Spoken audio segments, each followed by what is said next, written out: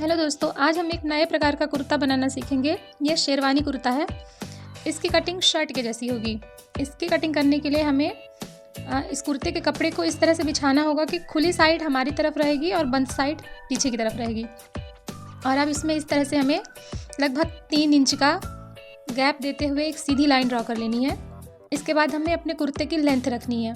Length हमारी 41 inch है, तो इसके लिए हम 42 इंच पर एक मार्क करेंगे और वो मार्क को सीधा कर लेंगे। इसके बाद हमें 10 इंच पर अपने शोल्डर का निशान लगाना है और 9 इंच पर इस निशान को हमें सीधा कर लेना है। इसके बाद हम शोल्डर डाउन करेंगे 1.5 इंच और इस तरह से अंदर की तरफ भी हमें 1 इंच का मार्क करके इस तरह से इस मार्क को सीधा कर लेना है। गले का निशान लगाना है हमें 3 इंच पर और गले की गहराई भी 3 इंच ही होगी। इस निशान को भी सीधा करके हमें गले का शेप दे देना है यहाँ पे। इसके बाद हमें इधर के हिस्से को भी आर्म होल का शेप दे देना है। इस तरह से शेप देने के बाद हम अपने चेस्ट का माप कर लेंगे। चेस्ट से लेके कमर तक का हमारा 16 इंच पर निशान लगेगा। कमर का भी माप हमारा 12 इंच पर होगा। हमारे कुर्ते की फिटिंग है 44 इंचेस मार्जिन के साथ, तो उसी के हिसाब से हम 4 फोल्ड में अपना कपड़ा रख के और उसमें ऐसे मार्क लगा रहे हैं और इस मार्क को हमें इस स्केल की हेल्प से सीधा कर लेना है। और सीधा करके हमें इसमें इस स्केल की हेल्प से अगर हम मार्क को सीधा करते हैं तो उसमें फिनिशिंग अच्छी आती है। और इस तरह से हमें फ्रंट के पार्ट की कटिंग कर लेनी है। फ्रंट के पार्ट की कटिंग करने के बाद हमें इस फ्रंट के हिस्से को बचे हुए कपड़े के ऊपर इस तरह से रखना है। आप देख सकते हैं इस तरह से मैंने इस कपड़े को बिछा के रखा है। ये जो हमारी एक्स्ट्रा लाइन थी इसे इस तरह से हमें फोल्ड कर देना है और इसके ऊपर रख के एज इट इज़ हमें मार्क कर लेना है। सबसे पहले हमें जितना हमने शोल्डर डाउन किया था तो उसके बिहाफ में हमें पीछे के हिस्से में 2.5 इंच शोल्डर उठाना है। तो 2.5 इंच हम शोल्डर उठाएंगे, तो इसके लिए हमें सबसे पहले यहाँ मार्क कर लेनी है। इस तरह से निशान लगा के हमें इधर आर्म होल का भी निशान लगा लेना है।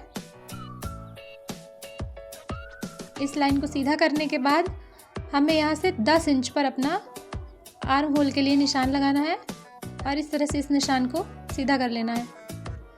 और गले के लिए भी हम लगभग 1 इंच पर गले का शेप दे देंगे।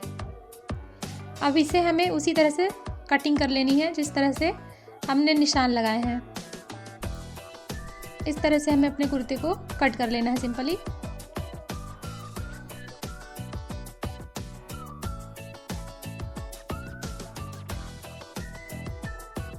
इस तरह से कटिंग करने के बाद हमें यहाँ पर छोटा सा कट लगा देना है। यहाँ से लेके यहाँ तक हमारा जेब जुड़ेगा। इसके बाद यहाँ तक हमारी सिलाई होगी, तो इसलिए हमें सिलते समय इस चीज़ में कोई गलती ना हो, इसलिए हमें छोटा छोटा सा यहाँ पे कट लगा लेना है। इसके बाद बचे हुए कपड़े में हमें इस तरह से स्लीव्स की कटिंग करनी है। कपड़े को इस तरह से सीधा रख लेंगे और उसके बाद हमें यहाँ पर 4 इंच में लगभग मार्किंग करनी है और इस निशान को ऐसे सीधा कर लेना है। इसके बाद हमें इसे शेप दे देना है। इस तरह से स्लीव्स का शेप दे देंगे और इसी शेप के अकॉर्डिंग फिर हमें इसको कट कर लेना है।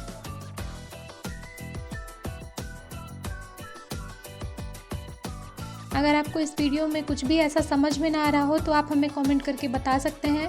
हम इसका फिर से एक वीडियो बना देंगे जिससे आपको डिटेल में और अच्छे से समझ में आ जाएगा। इसके बाद हमें सिलाई स्टार्ट कर देनी है। इसकी सिलाई करने के लिए हम अपने बल्ले को इस तरह से लेंगे और इसे फोल्ड करके सिलना शुरू कर देंगे। इस तरह से हमें इसे फोल्ड करना है और इसमें सिलाई लगा देनी है। पूरी तरह इसमें अच्छे से सिलाई लगाने के बाद हमें इसी तरह से दूसरे पल्ले में भी सिलाई लगानी है, लेकिन इसके लिए हमें इसमें एक अलग से पट्टी लेनी है और इस पट्टी को भी हमें इसी तरह से फोल्ड करके इसके ऊपर रख के फिर हमें इस तरह से इसमें सिलाई कर देना है। इस पट्टी को हम संभाल के इसमें ऐसे रखते जाएंगे और इस तरह से अपने कपड़े को बिछाते हुए सिल देंगे पूरे में। ये पट्टी लगाने का कारण आप यहाँ से समझ जाएंगे। जब हम यहाँ पर बटन लगाते हैं ना, तो हमारी बटन ऊपर से इस तरह से दिखनी नहीं चाहिए। इसके बाद हम इधर फ्रंट का जेब अपने कुर्ते में अटैच कर लेंगे। इस तरह से फ्रंट का जेब लगा लेने के बाद हम इसमें अपना बैक पल्ला रख के और बैक पल्ले रख के इसके ऊपर से हम शोल्डर अटैच कर लेंगे।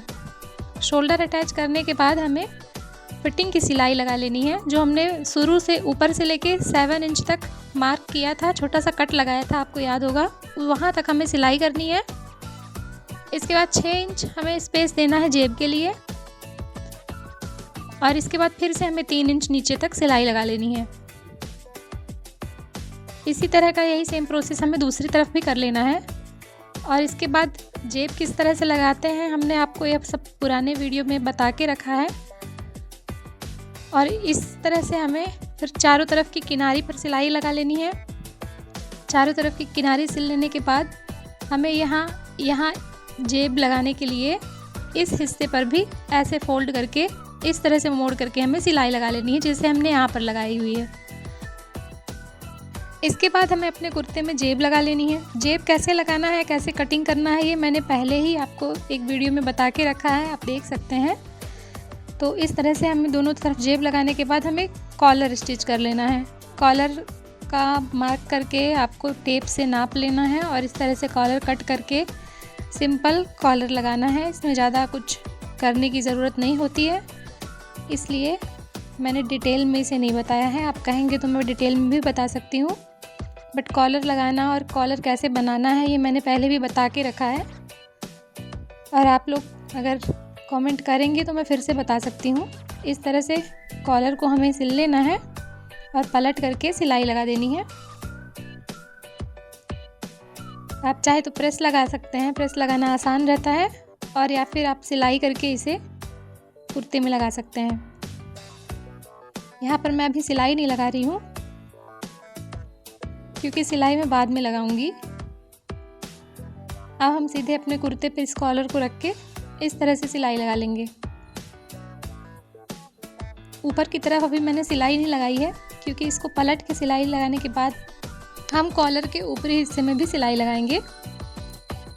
इस तरह से इसमें सिलाई लगा के हम इसे इस तरह से पलटेंगे और उसमें सीधी सिलाई करते जाएंगे।